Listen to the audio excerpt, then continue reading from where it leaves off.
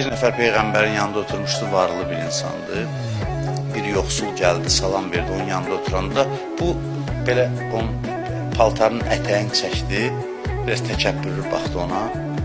Peyğəmbər dedi ona ki, niyə görə belə elədin, qorxdun ki, yoxsul yanında oturarsan da kasıblayarsan, yoxsullaşarsan. Dedi, ya Rasulallah, bu səhvimə görə malımın yarısını ona verirəm.